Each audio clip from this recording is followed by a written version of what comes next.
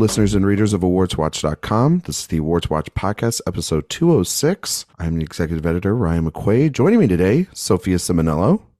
Hi, Ryan. Hi. And that's it. It's just us. Just us. Just us. Like how it's like two. Like two. Like two ducks in a pond. A pair, darling. A pair. We saw Maestro. We did. We saw Maestro again. Yes. Yes. We've been off for 2 weeks. The last time you heard us, we were talking about sort of horror stuff or bad remakes and all that. Last time you heard us all was Sophia's favorite movie of the year, The Exorcist Believer. It just come out. Remember that movie? Unfortunately, I remember. And now I took a week off. I was at the Middleburg Film Festival. Eric was at Mill Valley. Those were great times. I can talk about a little bit of that later. And what those experiences were like. Eric is not with us. He's sick. But he was with Sophia and I at AFI.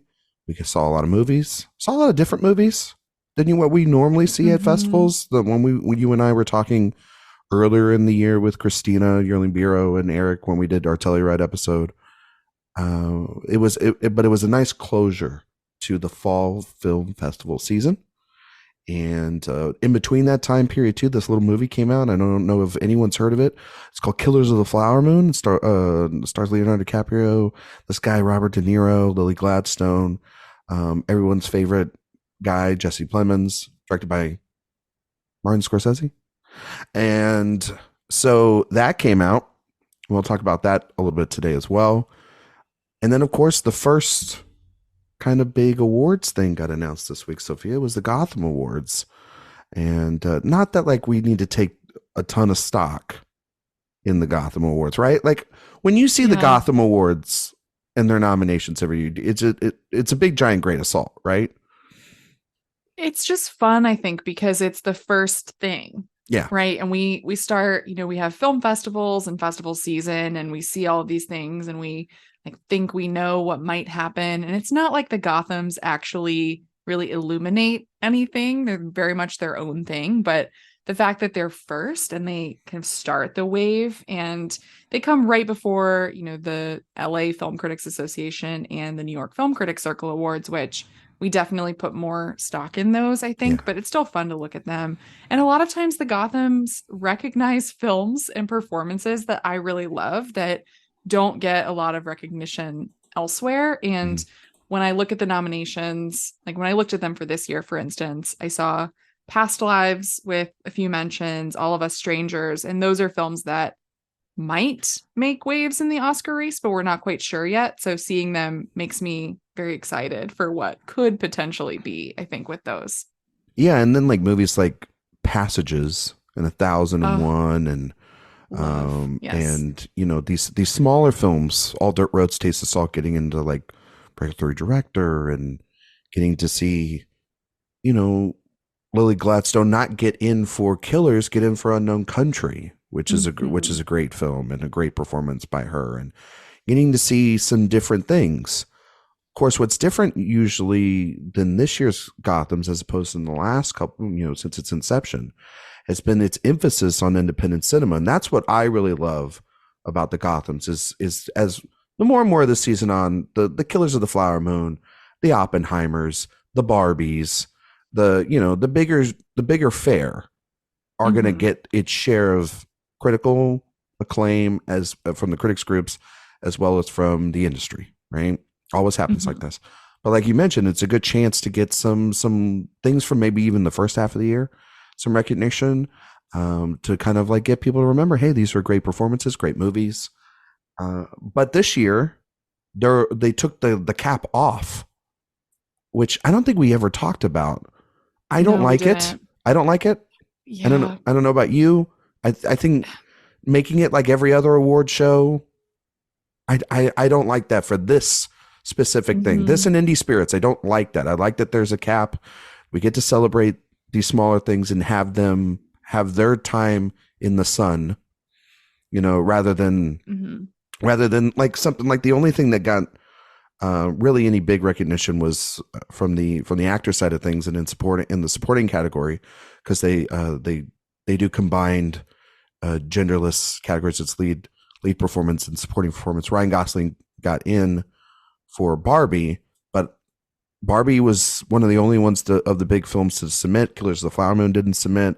Oppenheimer didn't submit. It'd be interesting to see how that kind of discussion plays out in the race as well too, about like how I wouldn't say the word desperate it was, but it was like how calculated it and weird it felt that Barbie made that move and Oppie and Killers decided to not, maybe out of respect of that forum or whatnot. It was very interesting to see who made the submissions for the big sides of things and who decided to say that's maybe not our place. You know what I mean? So yeah, I mean, it's interesting because on one end of things, I very much feel weird about it, right? That something like Barbie chose to submit when these other films didn't. And considering Barbie's box office success and the budget and everything, it's not what the Gotham Awards are all about, right? But on the other hand, they're playing the game, and these are the rules. The Gotham said, we're going to give tribute awards to Maestro and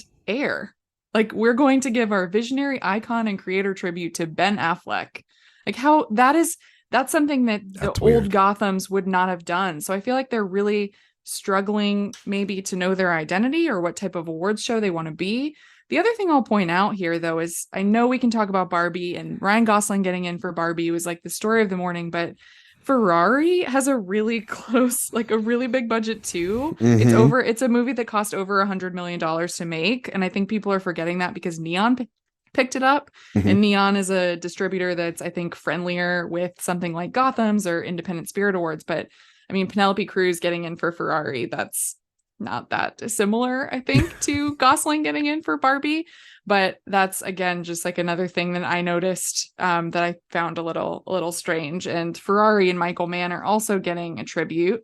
I'm not going to complain about Michael Mann receiving the icon and creator tribute for innovation from the Gotham Awards, but just another interesting little thing. And one thing I will point out, I think, about Gosling getting in is, like, of course, they weren't going to go with Barbie anywhere else. That would have been crazy. But these are like juried picks. So I find it kind of strange that they went with him or really anything from that movie anyway. But I guess if you're going to pick like the one cool thing from Barbie that people can agree on, it is Gosling. And this also just shows, I think, a little bit of like any awards body is willing to recognize him. So yeah. No, I totally agree with you on that.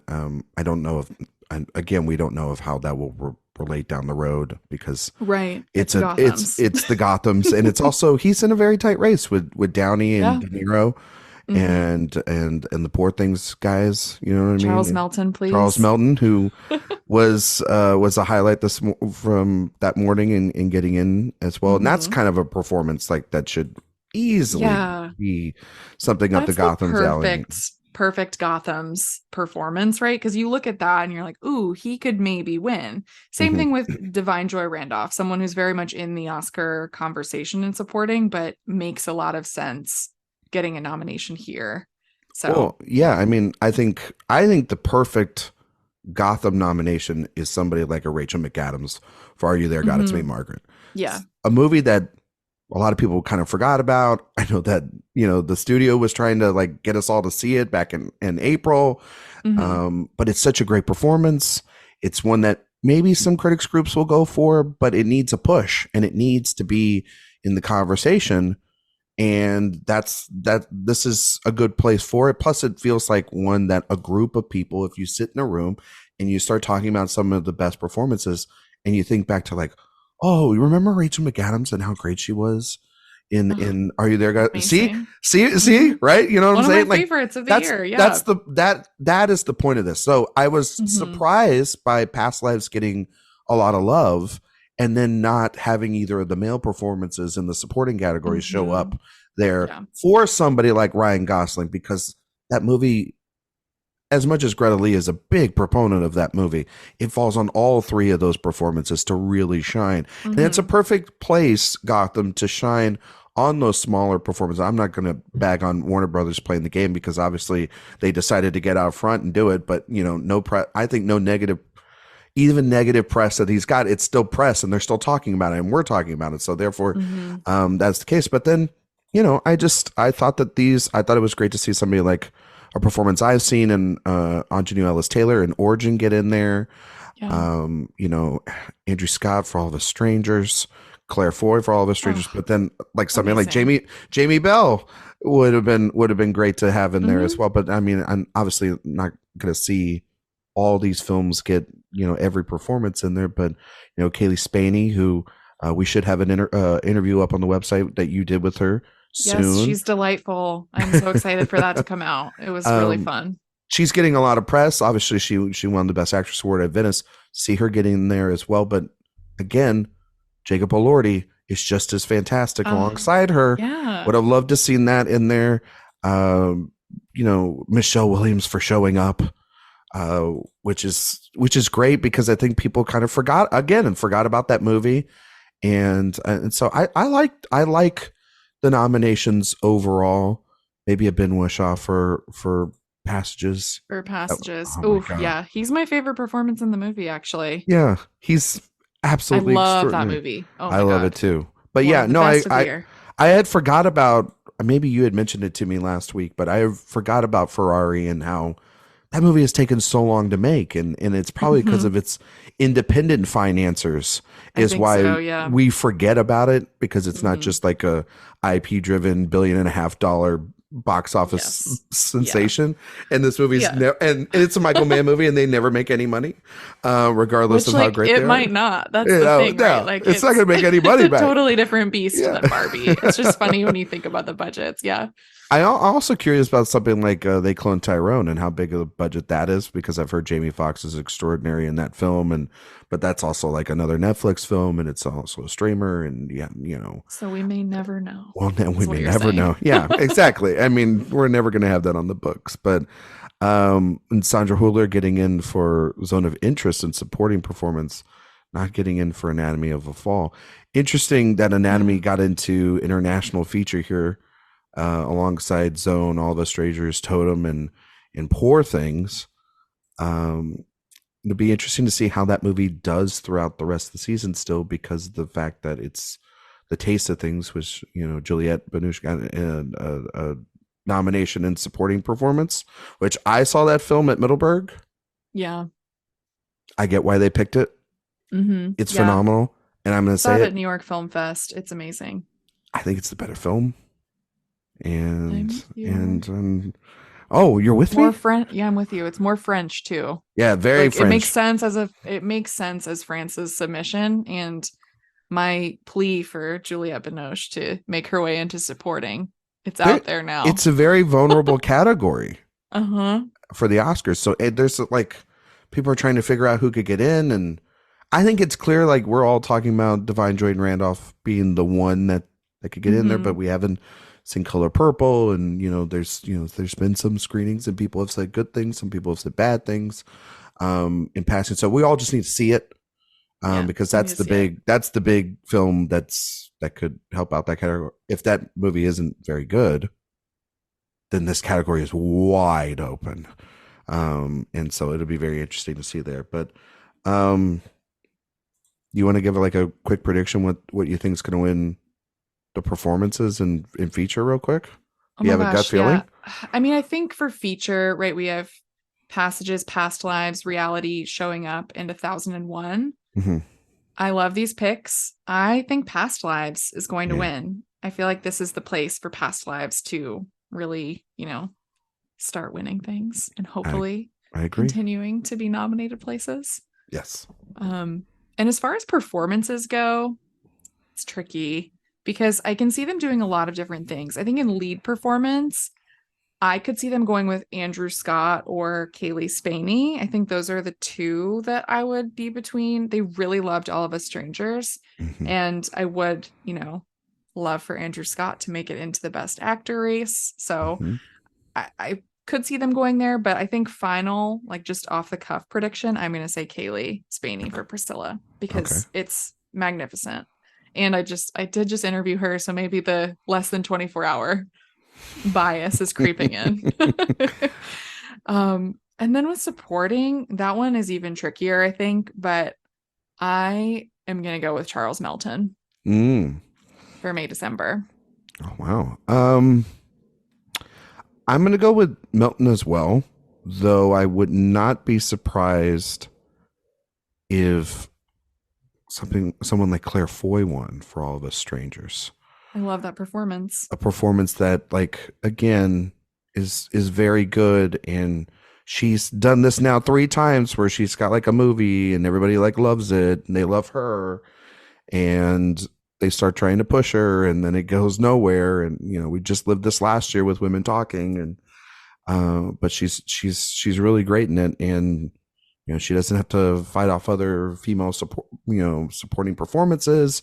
She's the all the other guys have to kind of fight each other off for supporting, or Andrew Scott. So it would be a good place to reward her. Her work's really good there. But I think Milton's just like, you see that performance and you just go, damn, like it's such a performance, as well as also says a lot, and then also a good way to reward that movie that didn't really get a lot, which was interesting. Yeah, it got screenplay too, which I think is probably the best component of the movie outside of the performances. But yeah, for him being the only performance here, yeah, I could see it happening. I'm gonna go with a little bit of a off the beaten path pick for lead performance. I agree with you. I think like Kaylee Spaney or Andrew Scott or Jeffrey Wright for American Fiction, those are performances that I think will get a lot of attention throughout the season. Tiana Taylor, though, I think is going to win this. I think that they nominated in Best Film, but also that movie is all about that performance. It's been a performance that's been talked about since Sundance when it won the big prize. I think that also, they try to springboard things, or make things happen, try to predict things or push people into the race. I believe, if I'm not mistaken, it's what they tried to do last year with like Daniel Deadweiler when with that performance in Till. So, and unfortunately that didn't work out, but I've seen them do that many times before, and it doesn't feel like it's like from, like, it's not like a Greta Lee it doesn't, and Kaylee's probably right there, but I'm going to go with Taylor. I think that would be the move for him for sure. She's fantastic in 1001. Yeah, too. She's really good. It would be deserving. Yeah. Okay, so that's the Gothams. We'll find out in December. I think maybe we'll have somebody in the room that night. I don't know. All the winners will be up on the website. We'll talk about that then. Let's talk about the fall festivals. It's the last week of them. Last 2 weeks I've been gone. I went to Middleburg. Middleburg's just like this for many people that don't know about the Middleburg Film Festival. I like to equate it to almost like Telluride, the October Telluride but only in like the Northeast. The opposite. It's at this resort in the middle of Middleburg, Virginia, and essentially it's 4 days of movies. They have a ton of people show up there. It's kind of also one of those first places where we can get a lot of interviews. I have 4 or 5 interviews that'll be coming up on the website throughout the rest of the year. Conversations with Alexander Payne and Celine Song and a lot of other people. But and then they have a lot of panels, a lot of discussions. A lot of filmmakers show up out there. I know that Todd Haynes was out there for May December. They had the makeup team for Maestro. They had Cord Jefferson. They had for American Fiction. They had Celine Song for a special presentation for Past Lives, which was a lot what happened last year with Everything Everywhere All at Once, which is really good to see that A24 is pushing Past Lives out there already. And Christian Friedel was there for A Zone of Interest, lead actor for that. Who else did they have out there? Oh, they had a special concert for Michael Giacchino for Society of the Snow, a Netflix international feature that they're pushing out there. So they had a ton of stuff that is just jam-packed in 4 days. Saw a lot of movies. Saw some movies that, Sophia, you've seen, like The Taste of Things for the first time. It was a movie that was at Telluride, and I believe that was at Cannes first. And I absolutely loved it.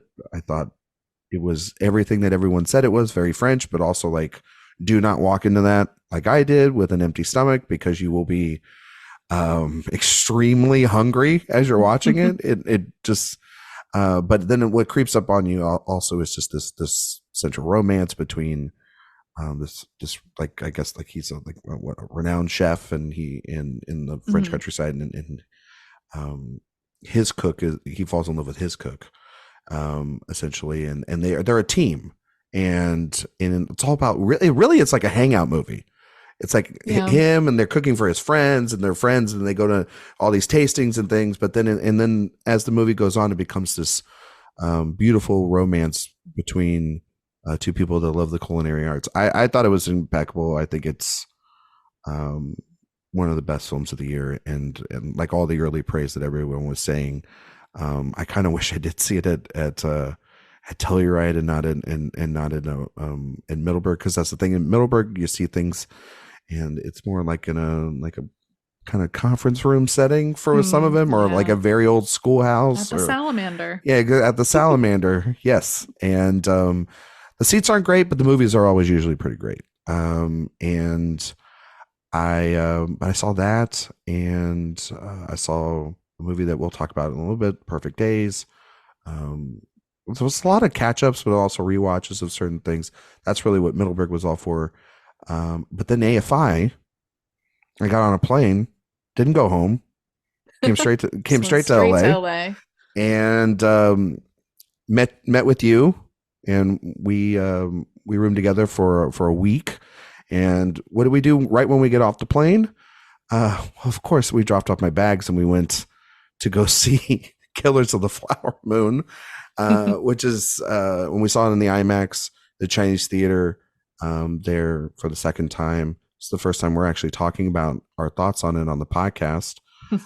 For anyone out there that's ever listened to Sophia and I, there's stuff on the web, on different other websites and places that you can listen to, where we've talked a lot about Scorsese before, and we have a piece up on the website that we did where we were ranking his filmography recently, and Sophia also has a wonderful review up on the website that just released right before the film came out, and her thoughts on it. So if you could kind of talk a little bit why I believe one of your favorite films of the year is Killers of the Flower Moon.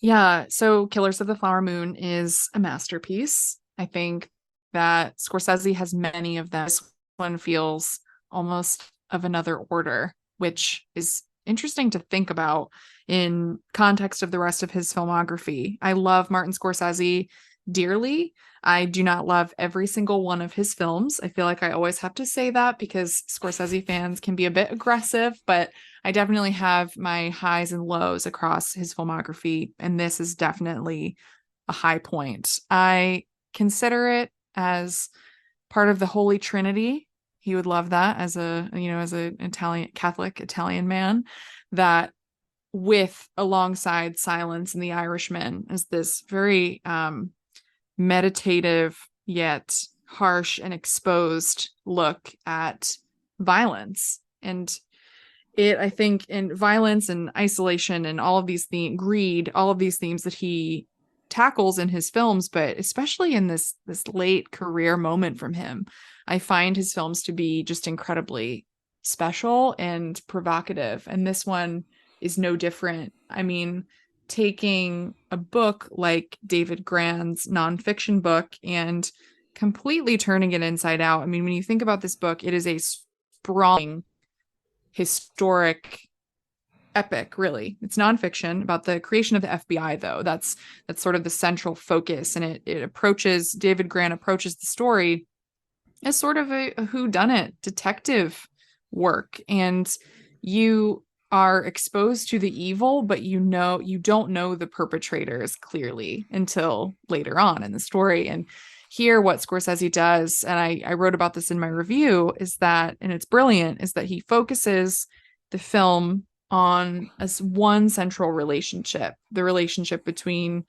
Ernest and Molly. And in doing so, I feel like actually kind of blows up and expands the world, right? He makes it more intimate and therefore makes the violence more painful and makes everything just more exposed. And I feel that across his filmography, he's always been in conversations around, does he stylize his violence? Does he, look at it gratuitously or something like that? And this one, it's almost like he's thinking about that as he's making this film and commenting on his place and all of that, and whether, he can tell these stories. And I think the ending of this film is just one of the most breathtaking, beautiful things I've ever seen, really, in film, especially this year. But yeah, I think the performances are amazing. Lily Gladstone is just perfection, beautiful, still, transcendent performance. Robert De Niro, let me tell you, and we can talk about this more, but he is my favorite Scorsese collaborator aside from Thelma Schoonmaker. And what he does here is akin to Taxi Driver, the king of comedy. I think it's one of the best performances of his career. And I love seeing him as a villain with bits of comedy throughout. Like, he's funny in this movie, and it makes you feel uncomfortable, but he's very, very funny.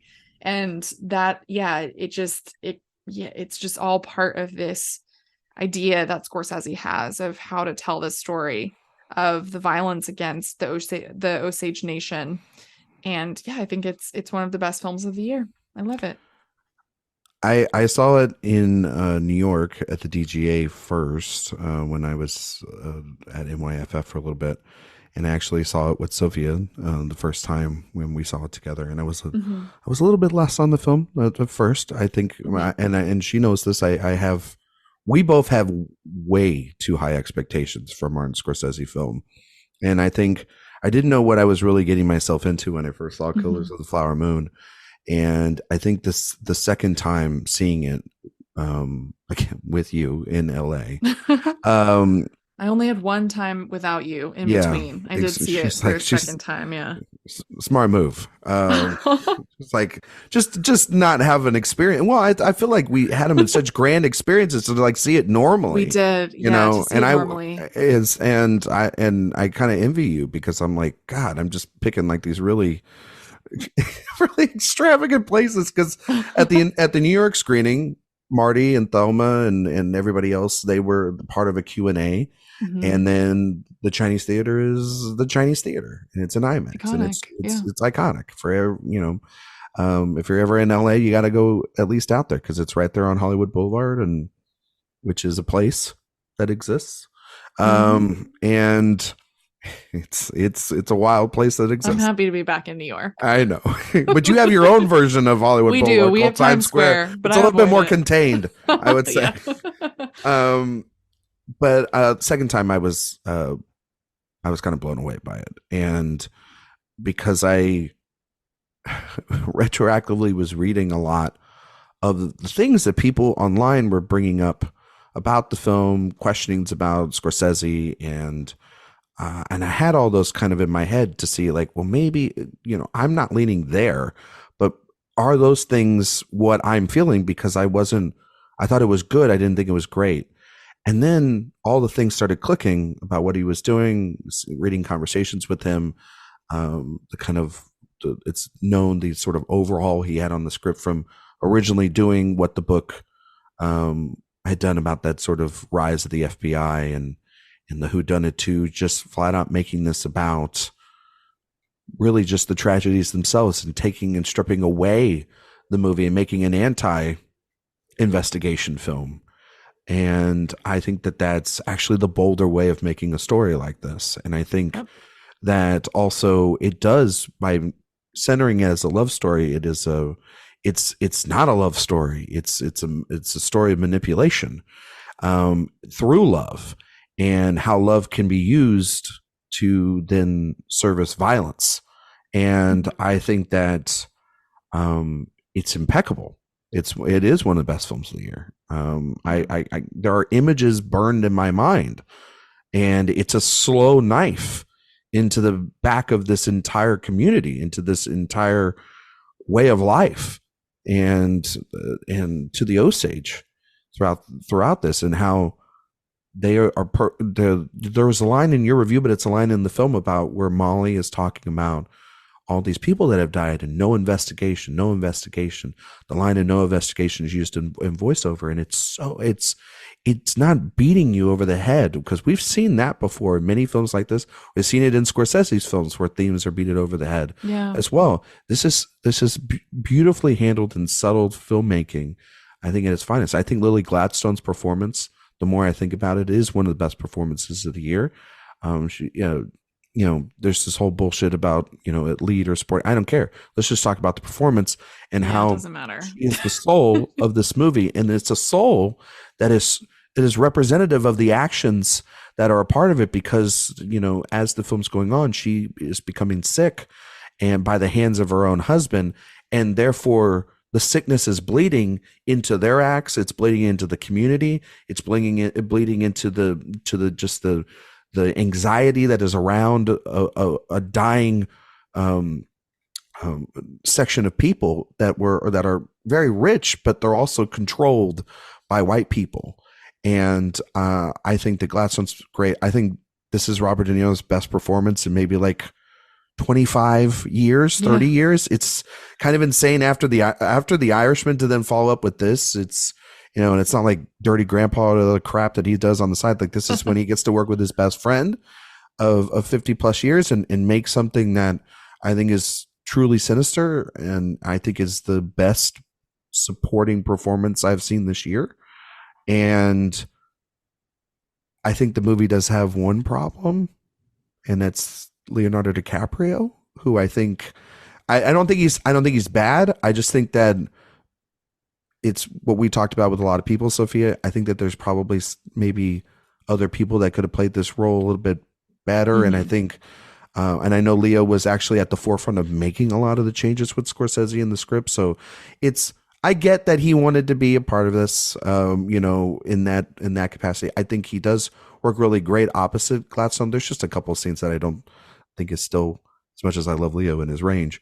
But overall, there are moments though too there where it's just like his sixth collaboration with Scorsese, and you find something new with him in it. And there's a scene between De Niro and Leo at the end that I think is right up there with some of the other devastating scenes in an all-timer for his two muses of his career. So and of course, like Thelma and the production, Thelma's editing and the production design, and Robbie Richardson's music, the late Robbie Richardson's music, which I think is incredible. And I think the performances from the Osage actors, or the indigenous actors too, are fantastic and really shine the more you see the film too, because you see the pain that this is causing them. There's a scene where they're all kind of gathered around to send a man to Washington to represent them. And that scene is, I think, one of the scenes of the year. And alongside the ending, which is, I think, in like great sort of Man That Shot Liberty Valance sort of way of who tells the history of our nation, our broken, bloody nation that we all get to sleep comfortably under at night. So yeah, I think it's pretty great, right? Yeah. I love it. I love it so much. And that ending, oh my gosh, I could talk about it for hours. So I think there's like a piece. I think there's a piece that needs to be written about that ending. I think goodness. There's yeah. And I think that,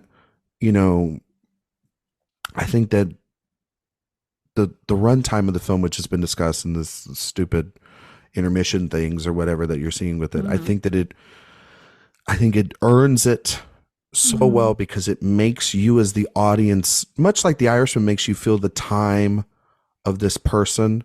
It makes you feel the pain that has been inflicted over time through this violence, and it makes you have to deal with that. And it's not an easy thing for people to process, and I get that they might be struggling with it, but that's what movies are supposed to do. They're supposed to make you feel exactly what the filmmakers intended, which is, this is a slow knife that certainly cut people out of history, being able to have their seat at the table. And with the runtime too, I mean, I said this about The Irishman in my little blurb in our ranking piece, but I'll reiterate it again for this movie.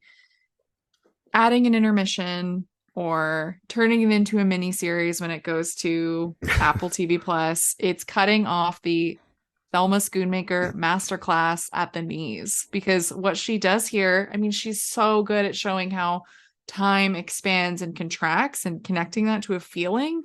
So there are times when this movie flies. Like, I remember not even realizing that 2.5 hours had gone by. I think it the just goes really first hour Yeah. just zooms. It moves. And then she knows when to slow it down and when to take the time and when to make you really feel it. So yeah, it's all purposeful. It completely earns its runtime. And I've talked to a few people who are not, movie people like us, I would say, who said that they didn't really feel the runtime. So, I mean, it's over 3 hours, yes, but if you have doesn't an interesting, feel as long. if you have an interesting story, it doesn't matter. But Right. it's also really interesting how, like, she's the greatest editor of all time, woman. Yep. And we're always complaints. Same thing with Oppenheimer. That's what, I was telling you that some of the best work I've seen all year, right, in the editing department or category, is from women. Michelle Tessero, also of Maestro. Yes. But definitely Jennifer Lame, Oppenheimer, Thelma here, just incredible work all around. Very exciting. Yeah. We will be talking about Killers of the Flower Moon all year long. Yes, we will. And just throughout, not just the rest of 2023, but obviously during the Oscar season, it's definitely a top tier contender. It's, where did we put it? We put it at 10 in our Scorsese rankings. Yeah, might top even 10. I think it should be higher, but it might even need to be higher. Yeah, I put it above Raging Bull. Please, easily. Please. But that was pre AFI. We also pre AFI saw. We were at the Academy Museum screening of David Fincher's movie called The Killer. We're going to be talking about The Killer in depth, I believe.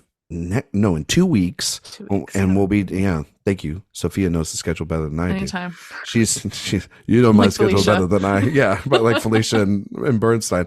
But no, we'll be talking about it in depth. But just quick thought, maybe.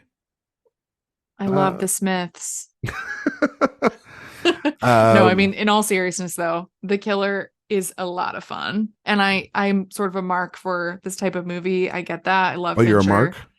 Yeah, see what I did there? See what you did? I love Fincher, and it's just a lot of fun. It's so funny. Oh my God. And not funny in like a Gone Girl way where it's not, it's funny, as Amy would say.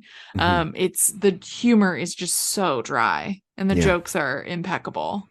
So I loved it. It's like, it's darkly funny. Yes. Very dark. Much like May December, like very darkly funny. That's a different kind of humor. That's almost like campish. And this is very, this is a dry wine. It's David. It's Bone also dry. Yeah. Yeah. We'll talk about it more 2 weeks. I loved it. Another top 10er of the year for me. Saw it twice. Saw it at Middleburg first, then had to see it again.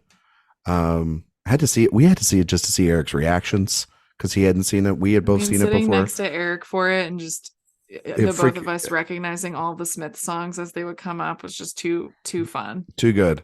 But also being able to go to that event. Fincher was there. There was Q&A. Was really a wild Q&A, and he seemed very loose. Not as serious. It was very like Golden Globes taking shots, David Fincher. That's my favorite Fincher. Not like we're gonna need to do this scene 70 times. Though there's scenes in that movie I go, how did they do that multiple times? It must have just been a wonder, and that must have killed him. But anyway, we went to AFI. Opening night film was Sam Esmail's Leave the World Behind, starring Julia Roberts and Mahershala Ali and Ethan Hawke. It's a Netflix film. They bookended the festivals. They started it with this, and then they ended it with Maestro. We were there for that film. Thoughts? I really didn't like this film. Yeah. So I'm not a person who tends to like aggressive satire about the end of the world. Don't Look Up was my least favorite film of 2021. And this is Don't Look Up's cousin. It's very, very similar in terms of just it's very broad, it's very obvious, it's overlong, really overstays its welcome, and features performances from actors who I usually like that are just not their usual quality. So it was a really tough watch.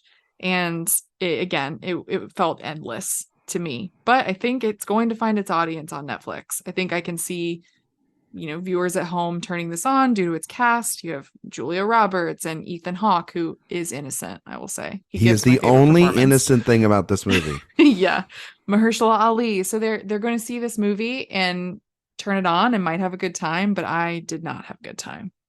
Yeah, I loathe this. This is the worst movie of the year. Have you seen Foe yet? I haven't watched Foe yet, but okay. That's all right. I'll report Another back kind to of end of the world sort of thing. I'm tired of this shit. I don't like the.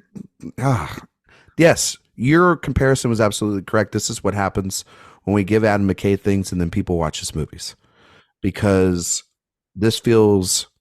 I wouldn't call it a satire, just a commentary. Yeah. But a commentary with nothing. I don't know where the jokes were. To be kind. Yeah. Oh, okay. I don't think you need to be kind with this one. No, probably not. We talked about with Killers of the Flower Moon how that movie flies. This is a 2.5 hour film, and this felt like watching paint dry.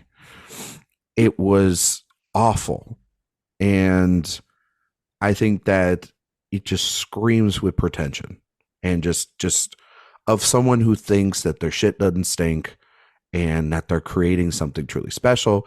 There's also what Eric pointed out too, which it is the COVID book movie where we all fell into the trap of reading books or seeing entertainment during COVID, Ted Lasso, other things like that. And some of it for people they really love, some of it for other people they really can't stand, and some of it just doesn't age well once we start getting back into the swing of things and we're not clinging to the idea of I'll grab anything new, because there wasn't a lot of new things. And this was a book that became very famous and popular, almost about like where it's essentially about a family who go on vacation because they're tired of the world and the bullshit of the world, and strange things starts happening. Felt also very much like an Us ripoff at times then as well. And especially like a certain beach scene that happens. I was like, wow, this is like ripping off Us and Jordan Peele and very interesting things. And a guy in Peele that can make genre films that have, with each one of his films, something to say. So he has nothing to say, nothing new to add. It's almost like a Republican senator. It has nothing new to add to the conversation. It just wants to like rip away your time and your soul. And it's produced by Julia Roberts. It's also produced by Higher Ground, which proves, that even great people with great ideas and great production companies could then also, just kick you right in the head with every message it's beating you apart and offer you no solution, and think it's funny at the end with like these cute little things that like are cultural conversations that have already happened and are like 15 years old. So I didn't like it. Eric didn't like it. We were kind of bummed. That's why we went to the after party afterwards, and we just had a drink and went home. What did we do after that? We saw A Matter of Life and Death. Yes. Do you want to talk about this section? Because I think that we didn't just see 2023 releases. There was a really great thing. I didn't get to participate in it last year, but I was really happy that I was able to do it. And it was actually brought up to my attention from Sophia when we were putting our schedules together. So can you talk a little bit about like this director spotlight section? of Of AFI? course. Yeah. So Greta Gerwig was this year's guest artistic director for Mm-hmm. AFI, which means that she programmed a selection of screenings for the festival, rep screenings, and they all loosely connected to Barbie in some way or other. So they had Wings of Desire, Pee Wee's Big Adventure, and quite a few films, but the two that we saw were A Matter of Life and Death from Powell and Pressburger and Bob Fosse's All That Jazz. First, we did A Matter of Life and Death, and I'll just say flat out, these two movies were the two best things I saw at AFI. Well, it's kind of hard. They're two of like our top. favorite movies of all it's time. Hard to top. Yeah. But A Matter of Life and Death, I mean, just this is one where actually with both of these films, I know I'm very lucky living in New York. I saw both of them on the big screen earlier this year.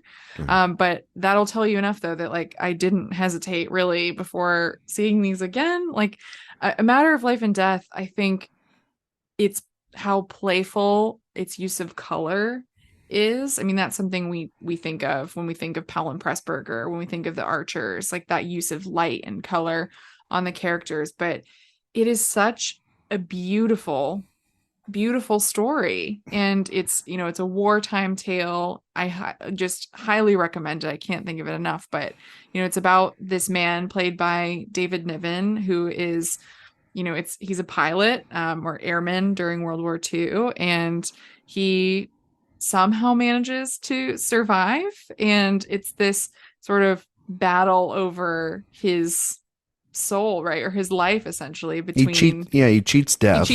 Him getting to stay on Earth or go up to heaven. And the way that that's designed, right, this afterlife space is so beautiful too. And its alternate title is Stairway to Heaven, and the stairs are so important. But he meets this woman, and this American, and they just connect over the radio as he's dying, and that's how it starts. And it's just the most beautiful thing you could ever imagine. I was crying right as the movie started because it's just so much, I think, to take in. But yeah, I was so happy that we got to see that one. Yeah, I mean, it's one that is when I was done seeing the film with you, I texted our fellow AW contributor and friend Jay Ledbetter, and he said that our friendship was over because it's one of his favorite films. It's his favorite Powell and Pressburger film to see it on the big screen and to see the influence of Barbie. I mean, you're talking about it a little bit there, but this, Barbie deals with the Barbie world and the real world. And this is a movie that deals with the real world and the afterlife, and how this stairway in this time and space is sort of used to be able to have this conversation about how love is how much you fall in love means, and what it means to any circumstance, especially if it is your time. Is this love real? I just am always impressed by Powell and Pressburger's sense of direction. Like you mentioned, their color palette. I think that I think the thing that always drives home their films is how hands on they feel. The matte paintings, the production design, the stairs themselves, which aren't really that big when you go and look at behind the scenes things, or about them. It's only like a small section, but they make them feel endless. It's their camera tricks. It's they're able to present magic, and that's what I think that their movies do, is they're just magical. And Greta was able to go and talk right before it and introduce the film, so we were able to see her there, and Sophia actually bumped into her. Oh my gosh, it was magical in the lobby. And she was wearing like a red kind of pajama suit looking attire, and she looked awesome. It was impeccable. 10 out of 10, no notes. And but then All That Jazz. Oh my God. Another this is the thing. I had to ask her, because she did tell me that she saw them both times. But I was like, Sophia, are you sure you want to go see these? Because you see a movie. I mean, shoot, we've seen Maestro now 3 times. You don't want to see a movie over and over again and it oversaturate itself. But another just great experience also next to Eric, and being able to watch. I think he said he hadn't seen it in 25 years. Yeah, it's been a long And time. And I was like, for me, it was 3 months ago, but 3 months that's ago. fine. And it was the first time I had seen it on the big screen. Okay. And I was, I mean, just floored by, I'm always floored by Bob Fosse's sense of awareness when he's making this movie about essentially himself and his life. And, you know, in between when he's cutting Lenny and making Chicago, and the ability of an artist to look at one's life and assess it and see that they are the fundamental problem, and get this all-time performance from Roy Schneider in there. It's just, why didn't he win the Oscar? Who won that Oscar? You know, Roy Scheider absolutely should have taken that Oscar from Dustin Hoffman for Kramer versus Kramer, as well as Bob Fosse winning director. He should have taken it from Robert Benton as well. And then, well, picture too, right? Yeah, picture too. Yeah, let's just give it picture. Just give it all. I'm not a big Alan fan. Hyam did win editing, which is well deserved that year, I believe. But yeah, I think it's such an incredible movie. It's every time I watch All That Jazz, I have to stop and say to myself, did I just watch the greatest film ever made? That's just always how I feel. It's just something that consumes you. And like you said, the self-awareness and of Fosse and creating this, but the Roy Scheider performance, it's smash. But really, I mean, it's just like everything. He's so good at like understanding like the humor of that character, but also the soul of that character, not turning him into a caricature at all. And I think it just has like I said, the editing is amazing. The cinematography, oh my God, the ways that lights are used and the colors, again, something that's in A Matter of Life and Death. So they connect really nicely, but its view of death also just fascinates me. And I find the musical numbers to just be incredible too. I mean, Take Off With Us, there's nothing better than Fosse choreography. And the scene with Katie and his daughter when they're in the apartment doing that dance for him in the apartment, Everything Old Is New Again, I cry every time. A baby every time. I think it is just so beautiful. I think the scene with his daughter there towards the end too, when it's in the dream sequence, right? You know, and she's just like, "Don't die, Daddy," and it's there's emotion. Like this is why musicals used to be great, and now they're not anymore, because there's a lot of emotion behind almost every bit of that movie. And it's so specific, and it's just its attention to detail is so profound.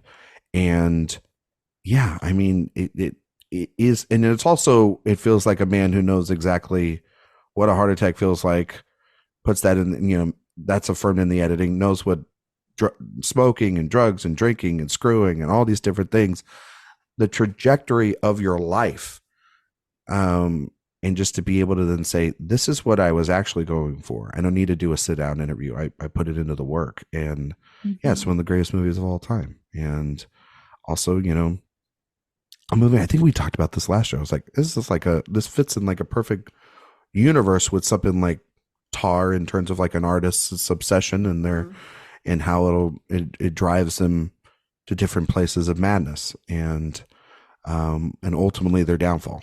And but yet this is a very different ending than that film.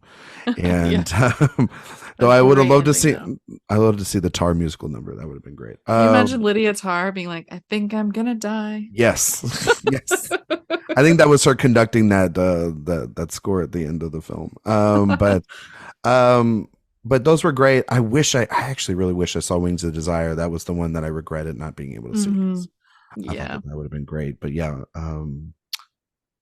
we then moved back on to some 2023 films, because we sat in with the doctor as we supposedly it was Freud's last session. I don't know if it's the last one or not. The final session. It damn well felt like it, because it was like a 2-hour movie.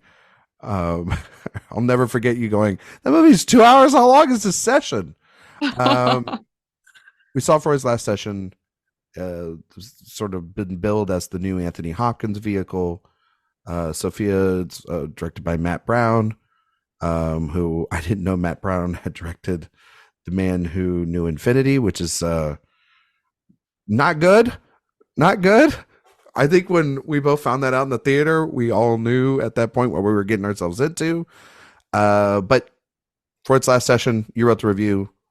I'll give you the thoughts on it because I don't like this movie a lot. So of course, yeah. So I wrote the review on it. Freud's Last Session, it should focus on this conversation between Sigmund Freud, played by Anthony Hopkins, and C.S. Lewis, played by Matthew Goode. I love Matthew Goode.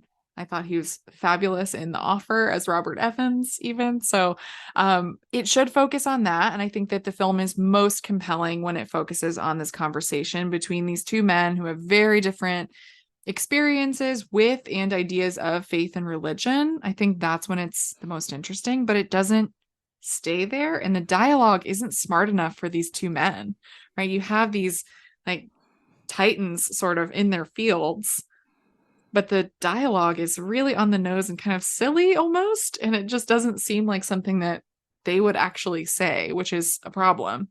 And the film also decides to incorporate a lot of backstory for the characters that is often really confusing, and these subplots about characters who also are not as fascinating as the two leads. So they go into a pretty horrid subplot about his daughter, Anna, that is very, very confusing, of her relationship with this woman, Dorothy.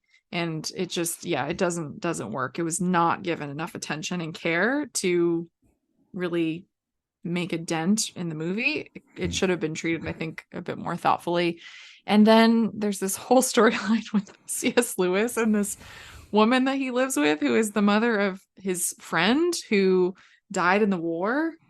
And it's I'll stop there. But it's one of those like Sony Pictures Classics films that will probably come and go, but that could, you could go to see it at a Sunday matinee or something like that. But I won't recommend it, even though I did like the performances from Anthony Hopkins and Matthew Goode. Matthew Goode innocent for me. Matthew Goode innocent, definitely. Yeah, definitely. He's always innocent. True. I mean, Stan accounts that were oh my gosh, ripping all the quotes from your review and everything. The Matthew Goode Stan accounts are my friends. Yeah. So yeah. Could it be worse Stan accounts out that they seem very nice. They're just like the Benedict Cumberbatch Stans who befriended me during the Power of the Dog season. These are very nice people. They know what they're about. They know they only get like one or two things a year, so let them have it. Yeah. I think the movie is a waste of time, and the more I thought about it, I just think that it's a jumbled mess, and it should have been 90 minutes, and it should have just focused on this really interesting conversation between two people that are completely opposite ends of the spectrum, and talking about religion and talking about how whether or not this may have not even happened is part of the coda at the end of the film, and you're like, well, shit, then what the hell did I just experience? Like, why did I even like sit there and watch these two men talk? And I think Hopkins has been better in recent memory, and in obviously in something like The Father, or even in like something like Armageddon Time, a movie I don't really like that much. But I think he's still very good in there, and I think that this movie wastes him, and because he's it just doesn't need to be a film that exists. And Matthew Goode is there could be so much here that you could do, and it just goes for this like just the simplest BBC Sunday, like you're saying, Sunday afternoon kind of film, and then they try to sprinkle in this romance and stuff from the past and this father-daughter complex, and it's uncomfortable and kind of disgusting. So it's not worse than Leave the World Behind, but it definitely is not as it's not as worse. No, but it's just not good. We saw some films separately. You saw Perfect Days. And I saw La Chimera. I'll just say real quick thoughts on La Chimera. It's a movie that Telluride tributes we didn't see in Telluride. Yeah, we were like, oh, let's just wait for AFI when there were no Q&As. Yeah. And I think La Chimera is actually really good. It's the best Indiana Jones movie this year. and it really is, because I think it's a movie that kind of reckons with the idea of artifact finding and this person's gifts. And for me, I thought Josh O'Connor was incredible in it, and Isabella Rossellini, who's just hilarious and very good performance as well. Alicia Rohrwacher is her name, is the filmmaker, and not like Alice, whatever. Somebody, Alice. Yeah, Rohrwacher. Like some people were trying to stay in line over the festivals, and it's but I think she has a real patient hand with this, and it's got a lot of humor to it. I don't think my audience laughed nearly as much as I did, which was kind of sad, and they weren't vibing with it as much. But I vibed with it. It was a movie that it's also just gorgeous to look at. It's a gorgeous looking movie. Neon release, should be out later this year. Highly recommend it. And Perfect Days for you. I also recommend La Chimera. Incredible, loved that film. And with Perfect Days, so this is Wim Wenders' latest film, and I thought this was a really, really beautiful meditative story. It is about this man named Hirayama, played by Koji Yakusho, and he cleans toilets in Tokyo. Sure does. Here we go.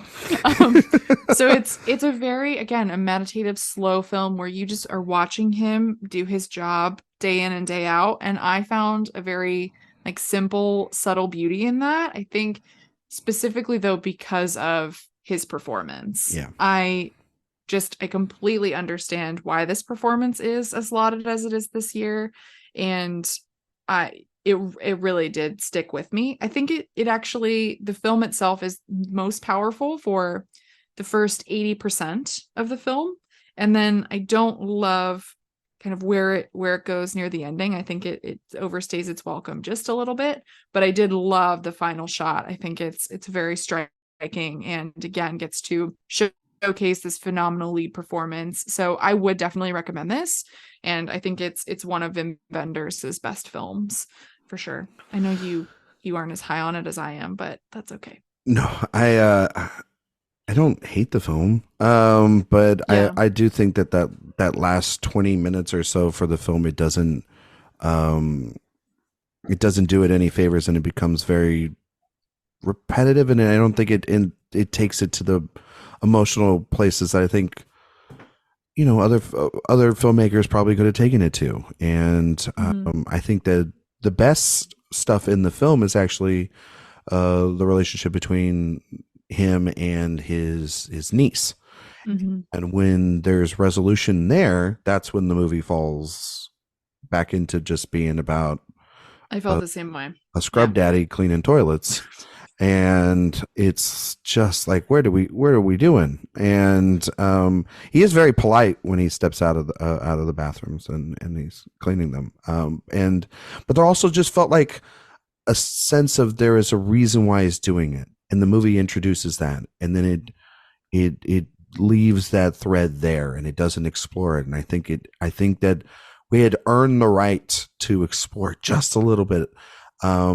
Even if it doesn't go to like this big grand ending, I think that there's emotionality that could have still been explored to truly tap into this and make it even more special than what a lot of people are saying it is. So it's not a bad movie by any stretch of the imagination.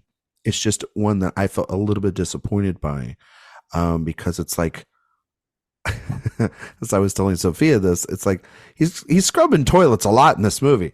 I would like a little bit of a payoff, and I don't think that the payoff is there. I think you have to maybe search for the payoff. It's neon as well, so maybe I'll give it a second go once we get our screeners later at the end of the year and catch up on it.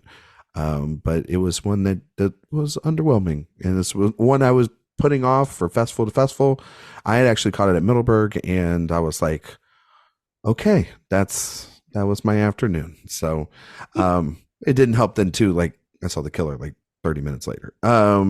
Talk about a pendulum swing. That's just swinging away from Perfect Days to a movie you saw for the first time. This movie's been getting a ton of buzz since Toronto because it's the Toronto Audience Award winner there, and then it's also the Middleburg Audience Award winner, and it's the runner-up from the Savannah Film Festival for their runner-up for their Audience Award winner as well, and that's American Fisherman for Cord Jefferson starring Jeffrey Wright. We were in a packed audience for that one. I wanted to see the movie again. I still really like it. It's not a perfect film by any stretch of the imagination.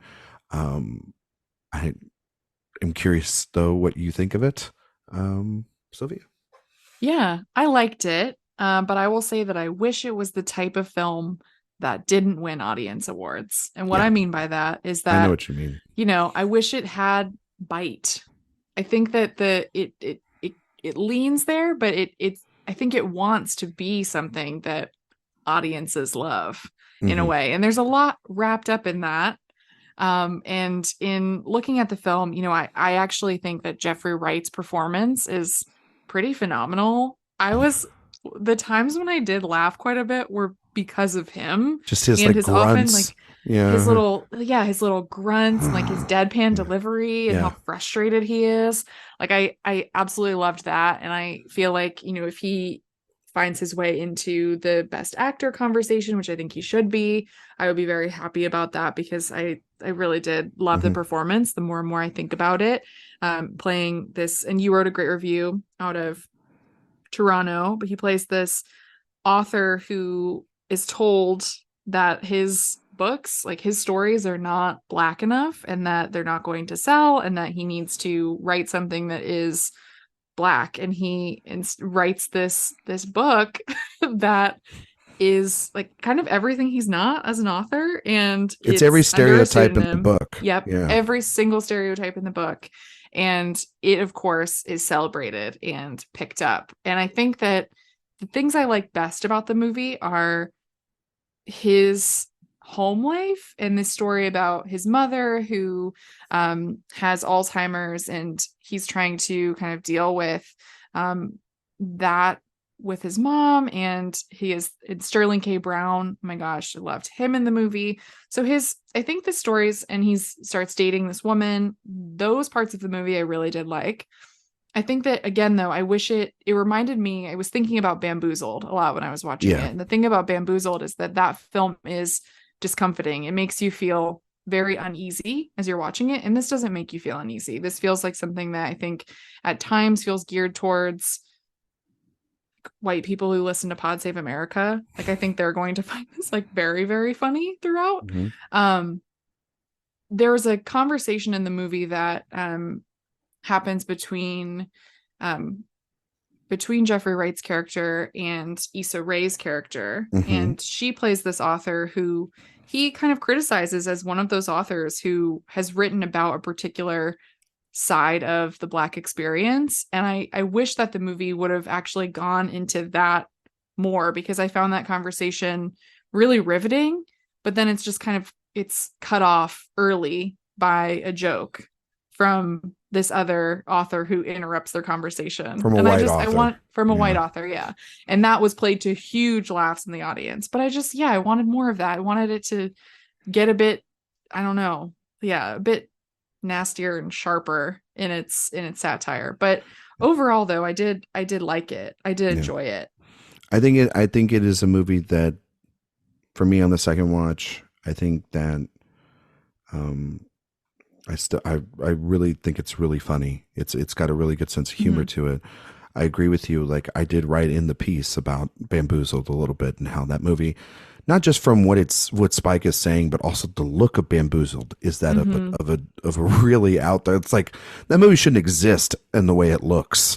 It's looked to be off-putting, and what you're seeing is then off-putting. The cinematography in the movie is that of a ripped VHS player, and this is very crisp and clean. And I think that there's a reason for that. I mean, there's a meta commentary inside of this about also too about how a movie like this, the sub movie of this, doesn't get made Yeah. For Black audiences, and particularly, just Black filmmakers. They have to go and work in IP and stuff like that, as opposed to like a movie like The Holdovers that gets made pretty easily Mhm. because it's Alexander Payne.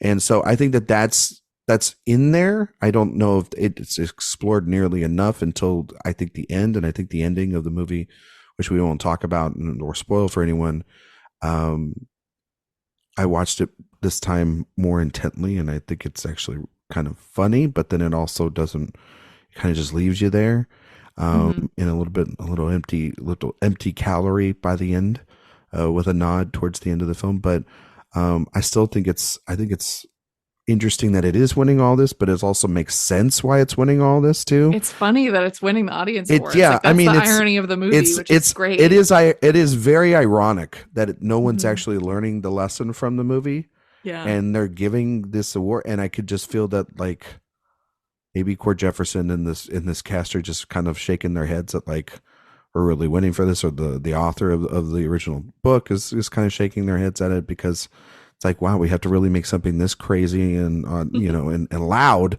We have to make something this loud in order to get attention. And but yeah, it's done well so far in this first half, but we'll see how it goes from there. Last thing talk about is Maestro, which was a closing night film. Yes. Last film we saw of the film festival season. It's the second film from Bradley Cooper. His follow up to A Star Is Born stars Cooper, but also stars Carey Mulligan. They play Leonard and Felicia Bernstein, and it's not really a cradle to grave biopic in the sense of, like, from the start of his career to the end of his career. It is from the start of their relationship to the end of their relationship, and how complicated that was, and through his adultery, and his bisexuality, and then also through her independence as well, their family, and how that all sort of dealt with fame and everything. We saw this at the New York Film Festival premiere at the Geffen Hall there, and then you saw it again, Mhm. like 2 days later in New Yeah. York, and Yeah. then I saw it at Middleburg for the closing night film there, and then I saw it a week later. We wrapped up the season. Um, it's fine, right? Like, it's It's okay. okay. It's Yeah, okay. I'm not a No, fan it's of Bradley Cooper at all. no. We don't like Not me. Bradley Cooper. No. You talk about this special movie, please. Yeah, so I wrote the review out of New York Film Festival, and it was a pretty glowing review. I think this film is pretty remarkable in what Cooper does here, especially as a director. He really is swinging for the fences, and it has this just really beautiful structure to the film where the first half of the film is shot in black and white, and it's this like beautiful, sparkling, glittery time shot beautifully by Matthew Libatique. And it's about Leonard Bernstein's early days and him meeting Felicia, and how their relationship begins, and how they're both finding each other and finding their careers and seeing their careers take off and working, together, and what that means, and starting a family. And then when as they get older, the film transitions into color, and we see the problems that exist in their relationship. And what I really love about it is that it's not really a biopic. Like, it's a romance, it's a love story, it's a drama.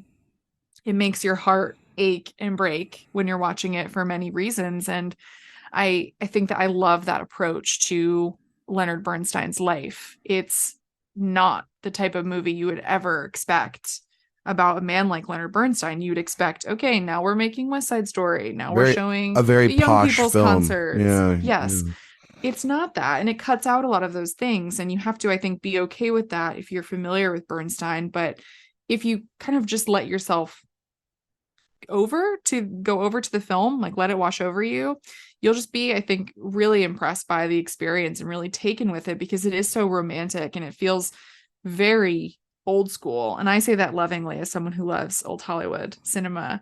I was talking to someone from Netflix at the party afterwards, and we were talking about Carey Mulligan's performance and how incredible it is, and how she really is like an actress from the 40s or 50s in this movie, because she really gets to do everything. And we don't really see a lot of actresses like that in today's sorts of dramas or romances who really get to show everything in a movie, right? Like their careers, they fall in love, they have these great monologues, they experience heartache. I'm not going to say everything of how the film ends, but basically for me, she's still the show. It's an incredible performance, and I think it might be the best performance of her career, even though I loved Cooper as well. I think that they're both really phenomenal together, playing off of each other. Yeah, I love Maestro. I'm excited to I might have to wait a little bit for my fourth time because I've now seen it 3 times, which is aggressive.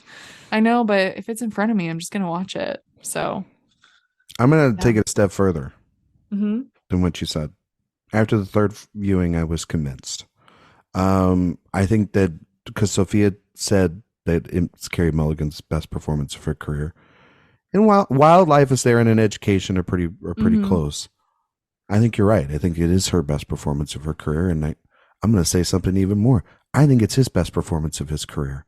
I haven't felt this moved by him in the totality of a performance like this from him. And I think that this is how you follow up A Star Is Born. Like this is an incredible swing.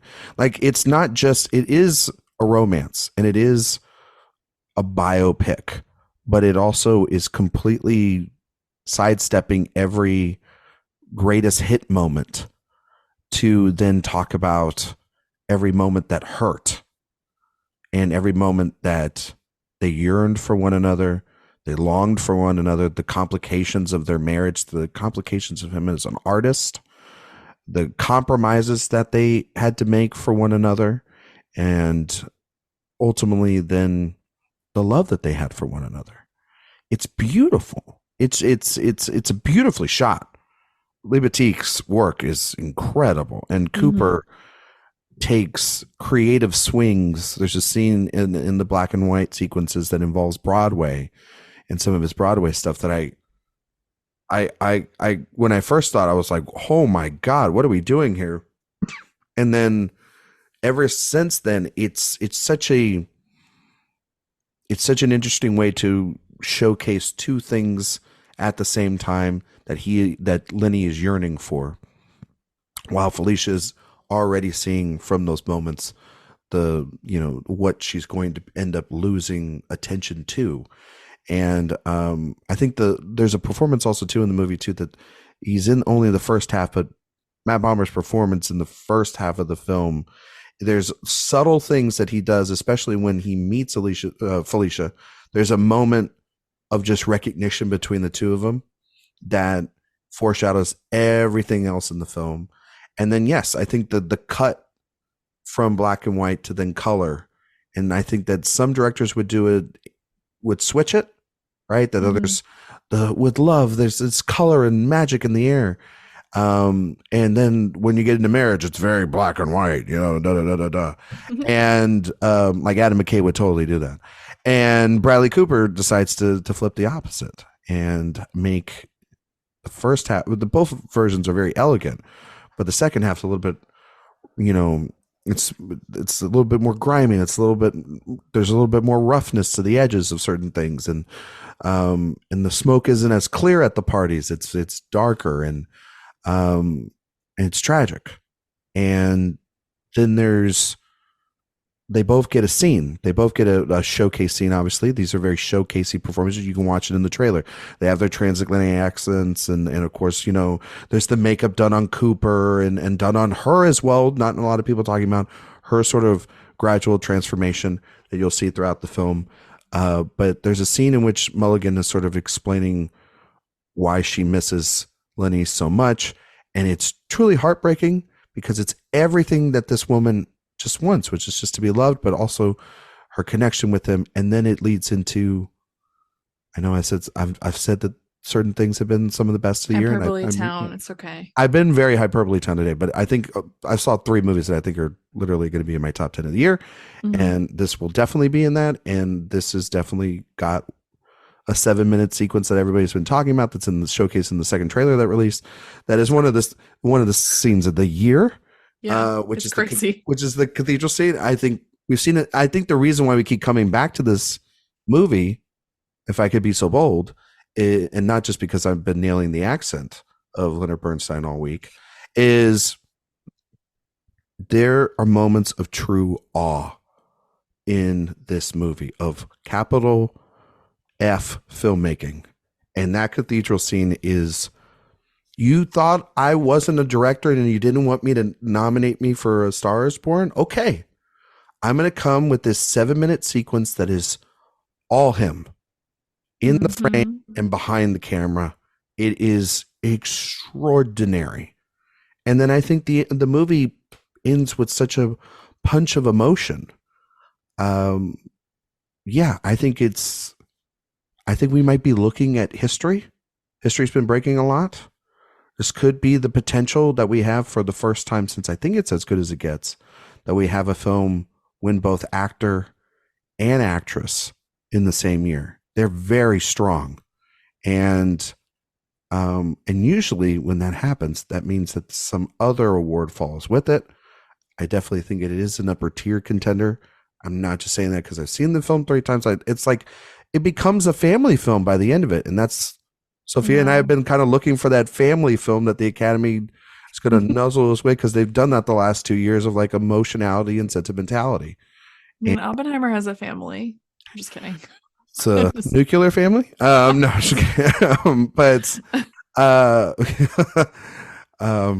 Killers has a family. But no, I think that it is beyond just being a strong contender. It is just an impeccable movie, and also a perfect way to end a festival. Like you go out on this creative rush of energy from Bradley Cooper, and it's a movie we're going to be talking about also throughout the rest of the season, I believe. And if you want to read good stuff, we have reviews up on the website, but we also have a review from out of New York, Sophia Ciminello. I don't know if you guys know who she is. She's done a lot this year. Jeez. And she wrote the review out of New York. It was great. A great review. Thank you. Anything else you want to say real quick about festival season? It's done. It's done. Yeah, it's crazy. It's done. I'm just really grateful for a great year in movies so far. And I'm so excited for everyone to see some of these movies that we've seen already and just get to celebrate them alongside us, because it really is just a fantastic year in film.